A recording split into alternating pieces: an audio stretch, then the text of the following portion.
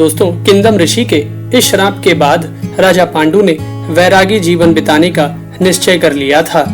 इसलिए उन्होंने अपनी दोनों पत्नियों कुंती और माद्री से यह कहा था कि तुम दोनों हस्तिनापुर वापस चली जाओ और वहां सभी से यह कह देना कि मैंने संन्यास ले लिया है। परंतु दोनों पत्नियों ने राजा पांडु से कहा कि संन्यास आश्रम के अलावा भी कई और आश्रम है जहां आप और हम काम की इच्छा त्याग कर साथ में रहते हुए भी तपस्या कर सकते हैं। पत्नियों की यह बात सुनकर राजा पांडु ने फिर यह निश्चय किया था कि वह संन्यास आश्रम के स्थान पर वानप्रस्थ आश्रम में रहेंगे और वहीं अपनी पत्नियों के साथ तपस्या करेंगे। यह निश्चय कर लेने के बाद राजा पांडु और उनकी पत्नियों ने अपने सारे राजसी वस्त्र और आभूषण ब्राह्मणों को दे दिए थे और उन ब्राह्मणों से यह कहा था कि आप लोग हस्तिनापुर जाकर भीष्म जी से यह कह देना कि पांडु अपनी पत्नियों सहित वनवासी हो गए हैं। उन ब्राह्मणों के द्वारा जब यह समाचार भीष्म जी को मिला तो वह बड़े ही दुखी हो गए थे। उसके बाद उन्होंने माता सत्यवती और विदुर के साथ विचार विमर्श करके हस्तिनापुर की राजगद्दी पर धृतराष्ट्र का राज्याभिषेक कर दिया था। हस्तिनापुर का राजा बनाने के बाद नेत्रहीन धृतराष्ट्र अपने चाचा भीष्म तथा अपने भाई के समान विदुर के सहयोग से ठीक प्रकार से राज्य पर शासन करने लगे थे। इधर वनवासी हो चुके राजा पांडु अपनी दोनों पत्नियों के साथ पर्वतों को पार करते हुए शाताशरंग नाम के पर्वत पर जा पहुंचे थे और वहीं अन्य दूसरे तपस्वियों के आश्रम के पास अपना एक आश्रम बनाकर तपस्या करने लगे थे। धीरे धीरे उस पर्वत पर तपस्या करने वाले तपस्वियों से राजा पांडु के बड़े ही मधुर संबंध बन गए थे। कुछ दिनों बाद उस पर्वत के सभी ऋषि ब्रह्म ऋषि परमपिता ब्रह्मा जी के दर्शन के लिए ब्रह्मलोक की यात्रा पर जा रहे थे। तब राजा पांडु भी अपनी दोनों पत्नियों के साथ उन ऋषियों के साथ चल पड़े थे। तब ऋषियों ने राजा पांडु को यह समझाया था कि यह यात्रा बड़ी ही दुर्गम है, आपकी पत्नियां नहीं जा सकेंगी, अतः आप यह यात्रा स्थगित कर दीजिए। तब राजा पांडु ने उन ऋषियों से यह विनती की थी कि मेरी अभिलाषा यह है कि मेरी पत्नियों के गर्भ से पुत्रों का जन्म हो, जिससे मैं पितरों के ऋण से उरीन हो सकूं। तब उन ऋषियों ने राजा पांडु से कहा कि हम तो अपनी दिव्य दृष्टि से यह देख रहे हैं कि तुम्हारे देवताओं के समान कई पुत्र होंगे। ऋषियों की आवाज सुनकर राजा पांडु बड़े ही चिंतित हो गए थे और यह सोचने लगे थे कि किंदम ऋषि के श्राप के चलते उनके पुत्र होना कैसे संभव हो सकता है। अपने पति राजा पांडु को इस प्रकार चिंता में पड़ा देख देवी कुंती ने उनके पास आकर यह कहा था कि जब मैं छोटी थी तब मैंने अपने सेवा भाव से ऋषि दुर्वासा को प्रसन्न कर लिया था। उस समय ऋषि दुर्वासा ने प्रसन्न होकर मुझे एक मंत्र दिया था। उस मंत्र का जप करके मैं किसी भी देवता का आह्वान कर सकती हूँ और उनसे पुत्र प्राप्त कर सकती हूँ। देवी कुंती की यह बात सुनकर राजा पांडु बड़े प्रसन्न हो गए थे और उनकी सारी चिंताएं दूर हो गई थीं। राजा पांडु ने अपनी उसी प्रसन्नता में भरकर देवी कुंती से यह कहा था कि यदि ऐसा है तो तुम भगवान धर्मराज का आह्वान करो, क्योंकि उनसे जो संतान प्राप्त होगी वह निसंदेह धार्मिक होगी। अपने पति की यह आज्ञा पाते ही देवी कुंती ने महर्षि दुर्वासा के दिए हुए उस मंत्र का जप करके भगवान धर्मराज का आह्वान किया तो उस मंत्र के प्रभाव से भगवान धर्मराज देवी कुंती के सामने प्रकट हो गए थे और देवी कुंती से यह बोले थे, बोलो मैं तुम्हें क्या वर दूं। तब देवी कुंती ने भगवान धर्मराज से एक पुत्र प्राप्ति का वरदान मांग लिया था और भगवान धर्मराज के सहयोग से देवी कुंती ने गर्भ धारण कर लिया था। इधर वन में जब देवी कुंती ने गर्भ धारण किया था उसी समय पर ही हस्तिनापुर में देवी गांधारी के भी गर्भवती होने की खुशियां मनाई जा रही थीं। दोस्तों, देवी कुंती और देवी गांधारी एक ही समय पर गर्भवती हुई थीं और समय पूरा होने पर देवी कुंती ने एक पुत्र को जन्म दिया था। उस पुत्र के जन्म के समय यह आकाशवाणी हुई थी कि यह बालक धर्मात्मा मनुष्यों में श्रेष्ठ तथा सत्यवादी होगा और यह समस्त पृथ्वी पर शासन करेगा। इस बालक का नाम युधिष्ठिर होगा। लेकिन इधर देवी गांधारी के प्रसव का समय बढ़ता ही चला जा रहा था। इस तरह जब 2 वर्ष का समय बीत गया तो देवी गांधारी बड़ी ही चिंतित हो गई थी और उन्होंने अपने पति से छिपाकर अपने गर्भ को गिरवा दिया था। देवी गांधारी ने देखा कि उसका गर्भ लोहे के गोले के समान एक मांस का पिंड है, तो देवी गांधारी ने अपनी दासी को उस मांस के पिंड को फेंक देने का आदेश दे दिया था। महर्षि व्यास जी को अपनी योग दृष्टि से देवी गांधारी की इस हरकत का पता चल गया था। इस कारण वह उस मांस पिंड के फेंकने से पहले देवी गांधारी के पास पहुंच गए थे। महर्षि व्यास ने गांधारी से कहा कि तुम 101 कुंड बनवाकर उन्हें घी से भरवा दो और अपने इस मांस पिंड के ऊपर ठंडा जल छिड़कवाओ। महर्षि व्यास जी के कहने पर जब उस मांस के पिंड पर ठंडा जल छिड़का गया था तो उस मांस पिंड के अंगूठे के बराबर 101 टुकड़े हो गए थे। फिर महर्षि व्यास जी ने उन 101 टुकड़ों को घी से भरे 101 कुंडों में रखवाकर बंद करवा दिया था और देवी गांधारी से यह कहा था कि इन कुंडों को 2 साल के बाद खोलना। यह कहकर महर्षि व्यास फिर अपनी तपस्या करने के लिए हिमालय पर्वत पर चले गए थे। इधर देवी कुंती का पुत्र युधिष्ठिर जब 2 वर्ष का हो गया तो राजा पांडु ने देवी कुंती से कहा कि हमारी क्षत्रिय जाति बल प्रधान होती है, इसलिए तुम एक ऐसा पुत्र उत्पन्न करो जो महाबलशाली हो। अपने पति का यह आदेश सुनकर देवी कुंती ने पुनः दुर्वासा ऋषि के दिए हुए मंत्र का जप करके भगवान वायुदेव का आह्वान किया था। तब उस मंत्र के प्रभाव से भगवान वायुदेव हिरण पर सवार होकर देवी कुंती के समक्ष प्रकट हो गए थे। देवी कुंती ने भगवान वायुदेव से एक बलशाली पुत्र की इच्छा उत्पन्न की तो भगवान वायुदेव के संयोग से देवी कुंती पुनः गर्भवती हो गई थी।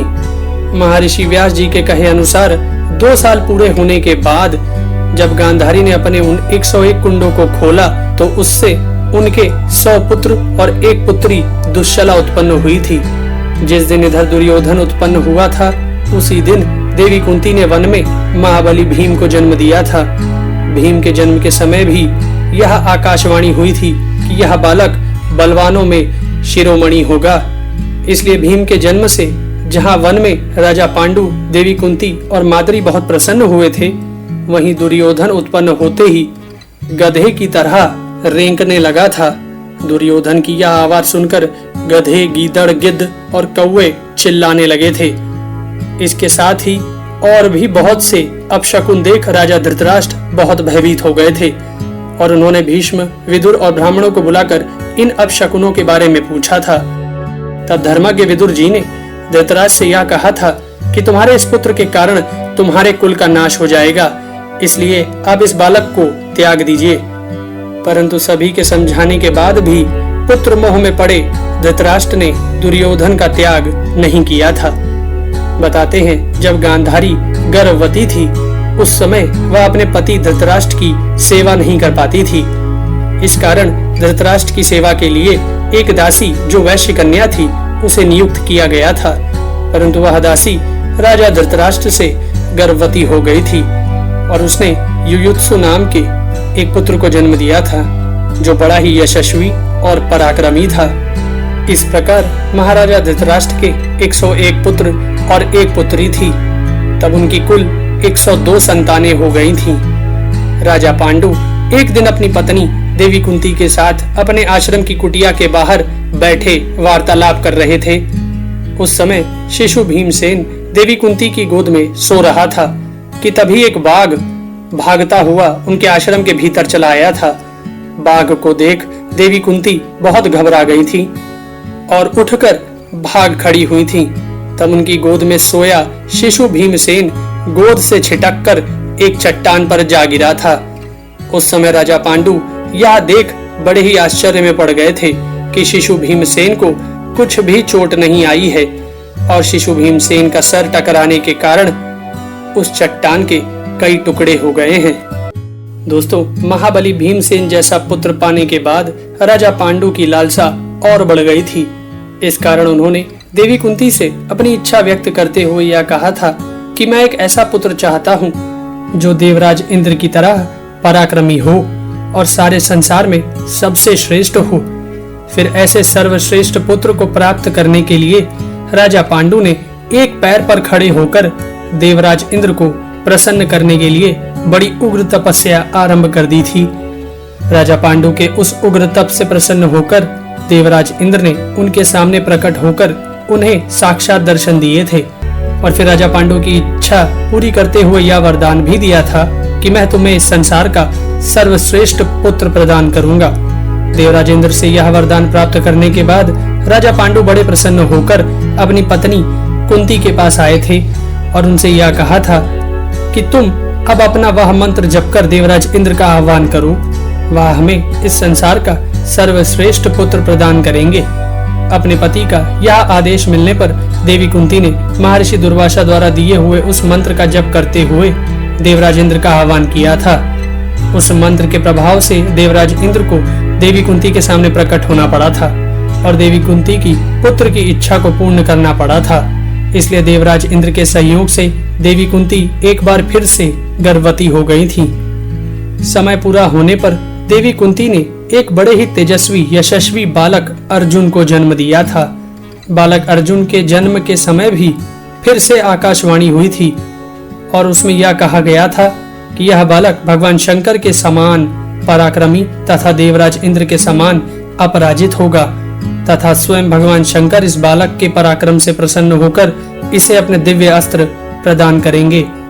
देवराज इंद्र की आज्ञा से यह बालक निवात कवच नामक उन असुरों का संहार करेगा जिनका संहार करने में स्वयं देवराज इंद्र भी सक्षम नहीं है तथा यह बालक अपने गुणों से सभी देवताओं के दिव्य अस्त्र शस्त्र भी प्राप्त करेगा।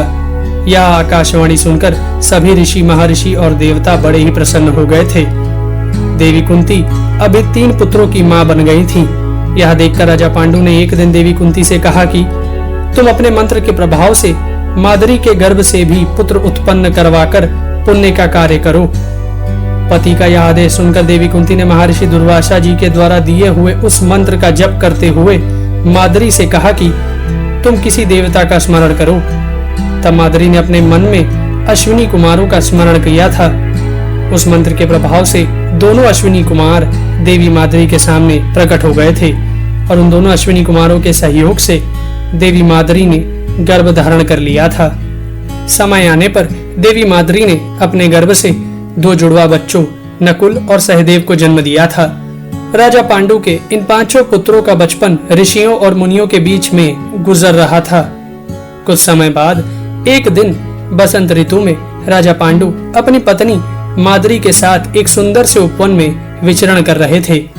ऐसे वातावरण में अपनी पत्नी माद्री को देखकर राजा पांडु के मन में काम भाव का संचार हो गया था और उन्होंने समागम करने के लिए माद्री को अपनी बाहों में भर लिया था।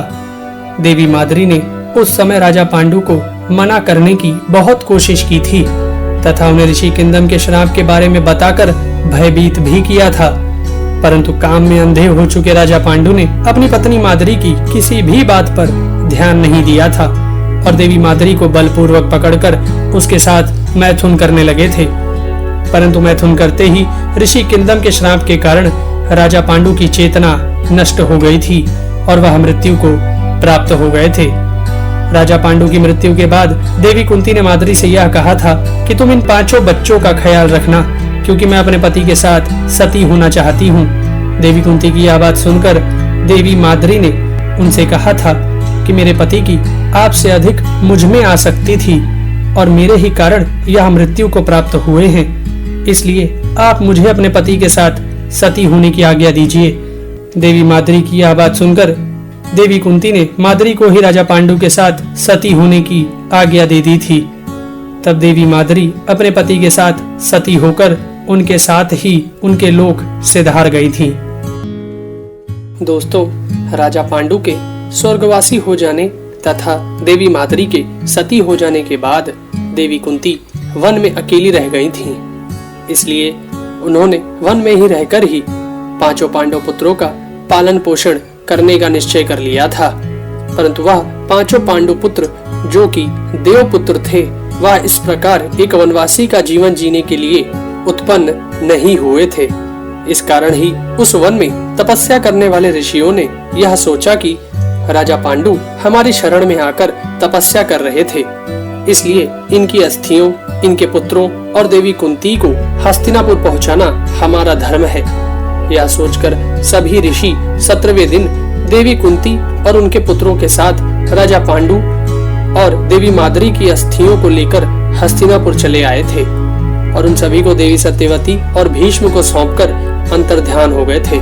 अपने भाई पांडु की मृत्यु पर राजा धृतराष्ट्र बहुत दुखी हो गए थे और उन्होंने विदुर जी को राजा पांडु की अंत्येष्टि की सारी जिम्मेदारी सौंप दी थी। इसलिए विदुर जी ने भीष्म जी की सहमति से राजा पांडु की सभी अंत्येष्टि की क्रियाएं गंगा नदी के तट पर संपन्न कराई थी। देवी सत्यवती ने अपनी पौत्र वधू कुंती और उनके तथा माद्री के पुत्रों को अपने साथ अपने महल में रख लिया था। इस प्रकार वन में उत्पन्न हुए उन 5 पांडु पुत्रों का पालन पोषण भी धृतराष्ट्र पुत्रों की तरह राजकुमारों की भांति होने लगा था। राजा पांडु की मृत्यु के बाद से देवी सत्यवती का मन बड़ा ही व्याकुल रहने लगा था। उनके मन की यह व्याकुलता जब किसी भी यत्न से समाप्त नहीं हुई तो उन्होंने विवश होकर अपने पुत्र महर्षि व्यास का मन में स्मरण किया था। माता के इस प्रकार स्मरण करते ही महर्षि व्यास एक आज्ञाकारी पुत्र की भांति अपनी माता सत्यवती के सम्मुख प्रकट हो गए थे। तब सत्यवती ने अपने पुत्र व्यास को अपने मन की व्याकुलता के बारे में बताते हुए अपनी उस व्याकुलता को समाप्त करने का कोई उपाय करने को कहा था। अपनी माता की यह बात सुनकर भूत भविष्य और वर्तमान तीनों काल के ज्ञाता महर्षि व्यास जी ने अपनी माता से यह कहा था कि माता, अब सुख का समय समाप्त हो चुका है और भविष्य में बहुत ही बुरे समय का आगमन होने वाला है। अभी तो इस जगत में दिन पर दिन पाप की ही बढ़ोतरी होने वाली है। छल कपट तथा दोषों का बोलबाला होने वाला है। धर्म कर्म और सदाचार लुप्त होने वाले हैं। धृतराष्ट्र पुत्रों के कारण भविष्य में बहुत बड़ा नरसंहार होने वाला है। अपने पुत्र की यह बात सुनकर देवी सत्यवती बहुत ही चिंतित हो गई थी। तब महर्षि व्यास जी ने अपनी माता सत्यवती को धीरज बंधाते हुए यह कहा था कि काल की गति को कोई नहीं रोक सकता है माता, इसलिए अभी आप भी अपने इस राजसी सुखों का त्याग करके हस्तिनापुर के इस महल से निकल जाओ और किसी वन में जाकर योगिनी का जीवन व्यतीत करो, क्योंकि हस्तिनापुर के इस महल में रहकर अपनी ही आंखों से अपने वंश का विनाश देखना आपके लिए उचित नहीं है। अपनी माता से यह कहकर महर्षि व्यास वापस अपनी तपस्या करने के लिए वन में चले गए थे। अपने पुत्र के मुख से यह बात सुनकर देवी सत्यवती बहुत ही विचलित हो गई थी। इसलिए उन्होंने कुछ दिनों बाद ही भीष्म के सामने अपनी यह इच्छा प्रकट कर दी थी कि वह संन्यास लेकर वन में प्रस्थान करना चाहती हैं। देवी सत्यवती की यह बात सुनकर भीष्म के साथ साथ धृतराष्ट्र और विदुर भी बड़े ही चिंतित हो गए थे, परंतु वह सभी मिलकर भी देवी सत्यवती के इस निर्णय को नहीं बदल सके थे। देवी सत्यवती की दोनों पुत्र वधुओं अंबिका और अंबालिका को जब सत्यवती के वन में जाने की बात पता चली तो वह दोनों भी उनके साथ वन में जाने के लिए तैयार हो गई थी। इस प्रकार देवी सत्यवती अपनी दोनों बहुओं अंबिका और अंबालिका के साथ राजभोग को त्याग कर वन में जाकर तपस्या करने लगी थी और वहीं वन में तप करते हुए कुछ वर्षों बाद उन तीनों ने वहीं अपनी देह का त्याग कर दिया था। दोस्तों, धृतराष्ट्र के सभी 101 पुत्रों को कौरव तथा पांडु के 5 पुत्रों को पांडव कहा जाता था।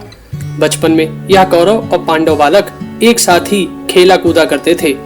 दुर्योधन तथा उसके सभी भाइयों का जन्म कलयुग और राक्षसों के अंश से हुआ था। इस कारण सभी कौरव बालक स्वभाव से थोड़े उद्दंड तो थे ही, परंतु महाबली भीम जो वायुदेव के पुत्र होने के कारण सभी से अधिक बलवान थे, वह कौरव बालकों की उद्दंडता पर उन्हें पकड़कर पीट डाला करते थे। इसलिए दुर्योधन सहित सारे कौरव बालक भीम को अपना शत्रु ही समझते थे। कौरवों और भीम की इस शत्रुता के बारे में राजा धृतराष्ट्र सहित सारे हस्तिनापुर को जानकारी हो चुकी थी। एक बार दुर्योधन ने कौरव और पांडव बालकों के लिए गंगा तट पर प्रणाम कोटि नामक स्थान पर बड़े बड़े तंबू और खेमे लगवाए गए थे और फिर अपने सभी भाइयों तथा 5 पांडव भाइयों के साथ वहां जल क्रीड़ा करने के लिए गया था। वहां पर भी भीम और कौरवों के बीच कई बार वाद विवाद और हाथापाई हो गई थी, जिसके कारण भीम ने दुर्योधन के कई भाइयों की पिटाई कर डाली थी। इसलिए एक दिन दुर्योधन ने भीम के खाने में विष मिला दिया था। उस विष के प्रभाव से महाबली बालक भीमसेन अपने खेमे में अचेत होकर गिर पड़े थे। तब दुर्योधन ने भीम को एक लाश की तरह बांधकर गंगा नदी में फेंक दिया था। महाबली बालक भीमसेन अपनी उसी अचेत अवस्था में गंगा नदी में डूबते हुए नागलोक जा पहुंचे थे। नागलोक में एक मनुष्य को देखकर नागलोक की रक्षा कर रहे सभी विषैले नागों ने भीमसेन को मार डालने के लिए उन्हें डसना आरंभ कर दिया था। उन सभी नागों का विष जब भीम के शरीर के अंदर पहुंचा तो उस विष के प्रभाव से उनके खाए हुए विष का प्रभाव समाप्त हो गया था, जिसके कारण भीम को होश आ गया था। होश में आने के बाद जब भीम ने अपने चारों तरफ उन विषैले नागों को देखा तो उन्होंने उन नागों को पकड़कर पटकना शुरू कर दिया था, जिससे कई नाग मृत्यु को प्राप्त हो गए थे और कई घायल होकर वहां से भाग गए थे। कुछ घायल नाग भागते हुए नागलोक के राजा नागराज वासुकी के पास आए थे और उनसे यह बताया था कि मनुष्य लोक के एक बड़े ही बलशाली बालक ने नागलोक पर आक्रमण कर दिया है और नागलोक के कई रक्षकों को मार डाला है। उन घायल नागों की यह बात सुनकर नागराज वासुकी बड़े ही क्रोध में अपने मंत्रियों और सैनिकों के साथ भीम को मार डालने के लिए चल पड़े थे। अपनी सेना के साथ नागराज वासुकी को आता देखकर महाबली भीम उनसे भी युद्ध करने के लिए तैयार हो गए थे, परंतु तभी नागराज वासुकी के एक मंत्री आर्यक ने बालक भीमसेन को पहचान लिया था। इस कारण उसने नागों और भीमसेन के बीच शुरू होने वाले उस युद्ध को रुकवा दिया था। वह आर्यक नामक नाग भीम के नाना का नाना था। नागराज वासुकी को जब आर्यक नाग द्वारा भीम का परिचय मिला और साथ ही जब भीम के अचेत अवस्था में नागलोक आने की पूरी घटना मालूम पड़ी तो उन्होंने बालक भीम का अपने नागलोक में स्वागत करके उसे अपना अतिथि बना लिया था। आर्यक नाग को बालक भीम से मिलकर बड़ी ही प्रसन्नता हुई थी, इसलिए जब नागराज वासुकी बालक भीम को बहुत से रत्न और धन देकर विदा करना चाहते थे तब उन्होंने नागराज वासुकी से यह विनती की थी कि इस बालक भीम को धन की नहीं शक्ति की आवश्यकता है, इसलिए आप इसे धन के स्थान पर नागलोक के उन कुंडों का रस पीने की आज्ञा दीजिए, जिससे इसे सहस्त्रों हाथियों का बल प्राप्त हो सकता है। आर्यक नाग की यह विनती सुनकर नागराज ने बड़ी प्रसन्नता से भीमसेन को उन कुंडों का रस पीने की आज्ञा दे दी थी। नागराज वासुकी ने जब भीमसेन को उन कुंडों का रस पिलाया था तब महाबली बालक भीम अपने एक घूंट में ही एक कुंड का रस पी जाया करते थे। इस तरह भीमसेन उस समय पूरे 8 कुंडों का रस पी गए थे और फिर नागराज वासुकी की आज्ञा से एक शैया पर निश्चिंत होकर सो गए थे। बालक भीमसेन का यह रूप देखकर उस समय नागराज वासुकी और आर्यक नाग के साथ साथ नागलोक के सभी नाग बड़े ही हैरत में पड़ गए थे। दोस्तों, भीमसेन को इस तरह अपने रास्ते से हटाकर दुर्योधन सहित सभी कौरव भाई मन ही मन बड़े प्रसन्न हो रहे थे, परंतु दूसरी तरफ चारों पांडव भाई चारों तरफ अपने लापता हुए भाई भीम की तलाश कर रहे थे, परंतु जब उन्हें भीम कहीं नहीं मिले थे तब वह सभी भाई निराश होकर हस्तिनापुर वापस चले आए थे। लेकिन उस समय युधिष्ठिर यही सोच रहे थे कि भीम अवश्य ही बिना बताए हस्तिनापुर वापस चले आए होंगे, इसलिए उन्होंने अपने हस्तिनापुर के महल में आते ही अपनी माता देवी कुंती से भीम के बारे में पूछा था।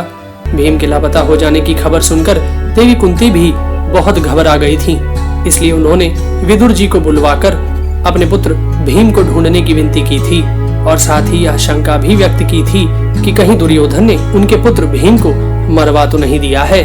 उधर नागलोक में बालक भीमसेन कुंडों का रस पीकर 8 दिन तक उसे पचाने के लिए सोते ही रहे थे और इधर हस्तिनापुर में देवी कुंती सहित चारों पांडव भाई भीम के ना मिल पाने से बड़े ही चिंतित होते जा रहे थे और 8 दिन गुजर जाने के बाद सभी यही समझने लगे थे कि अवश्य ही भीमसेन को दुर्योधन ने मरवा दिया होगा, क्योंकि कौरवों और भीमसेन के बीच के बैर से सभी हस्तिनापुरवासी भली भांति परिचित थे, परंतु भीमसेन का कोई अहित दुर्योधन ने किया है इस बात का किसी के पास कोई प्रमाण नहीं था। इस कारण दुर्योधन पर आरोप लगाने का साहस कोई नहीं कर पाया था। बस सभी दबी जुबान से ही इस बात की चर्चा किया करते थे। भीष्म जी को जब यह बात विदुर जी द्वारा पता चली थी तो वह दुखी होते हुए यही बोले थे कि यह दुष्ट दुर्योधन अवश्य ही कुल का नाश कर डालेगा। बालक भीमसेन जब सोकर उठे तो उन्हें अपने इस प्रकार 8 दिन तक सोए रहने की बात सुनकर बड़ा ही आश्चर्य हुआ था। तब सभी नागों ने उन्हें यह बताया था कि उनका बल अब 10,000 हाथियों के बराबर हो जाएगा। यह बात सुनकर बालक भीम को बड़ी ही खुशी हुई थी और तब उसने मन ही मन दुर्योधन सहित सारे कौरव भाइयों को सबक सिखाने का संकल्प कर लिया था। उसके बाद भीम के नाना आर्यक नाग और नागराज वासुकी ने बालक भीम को दिव्य जल से स्नान करवाकर उसे श्वेत वस्त्र धारण करवाए थे और कई नागों की सुरक्षा के साथ उसे हस्तिनापुर वापस भिजवा दिया था। वह सारे नाग भीमसेन को हस्तिनापुर के उनके महल के बागीचे तक छोड़ने आए थे और बालक भीम को वहां छोड़कर अंतर्धान हो गए थे। उसके बाद बालक भीम भागकर अपनी माता देवी कुंती और अपने भाइयों के पास आए थे और उनको अपने साथ बीती हुई सारी घटना बताई थी। अपने पुत्र भीम को जीवित देखकर देवी कुंती बड़ी प्रसन्न हो गई थी। इस कारण उन्होंने और युधिष्ठिर ने बालक भीम से यह कहा था कि उसके साथ इन 8 दिनों में जो कुछ भी बीता है वह बात वो किसी दूसरे को कभी ना बताए। भीमसेन जीवित हैं, यह बात जब दुर्योधन को पता चली तो वह बड़े ही आश्चर्य में पड़ गया था और उसने फिर से भीम को मार डालने के षड्यंत्र बनाने शुरू कर दिए थे। दुर्योधन ने अपने षड्यंत्र के चलते भीम के प्रिय सारथी को गला घोटकर मार डाला था। तब धर्मज्ञ विदुर जी ने पांडव भाइयों से चुप रहने के लिए कह दिया था। इसी प्रकार दुर्योधन के षड्यंत्र से एक बार फिर भीम के भोजन में विष डाला गया था। यह बात जब धृतराष्ट्र के पुत्र युयुत्सु को पता चली तो वह पांडवों को इस बात की खबर देने के लिए भाग कर आया था, परंतु तब तक भीमसेन वह विष से युक्त भोजन कर चुके थे। भीम ने जो भोजन किया है उसमें विष मिला था। इस खबर से सभी पांडव भाई चिंतित हो गए थे, परंतु भीम ने उस विष को बड़ी ही आसानी से पचा लिया था और उसे कुछ भी विकार नहीं हुआ था। इसके बाद दुर्योधन और शकुनी ने मिलकर भीम को मार डालने के कई प्रयास किए, परंतु पांचों पांडव भाई सब कुछ जानते हुए भी विदुर जी की सलाह मानकर चुप ही बने रहे। इसके कुछ दिनों बाद जब बालक कौरव और पांडव थोड़े और बड़े हुए तब राजा धृतराष्ट्र ने भीष्म जी से परामर्श करके सभी कौरव और पांडव भाइयों को धनुर्वेद की शिक्षा प्राप्त करने के लिए कृपाचार्य जी का शिष्य बना दिया था।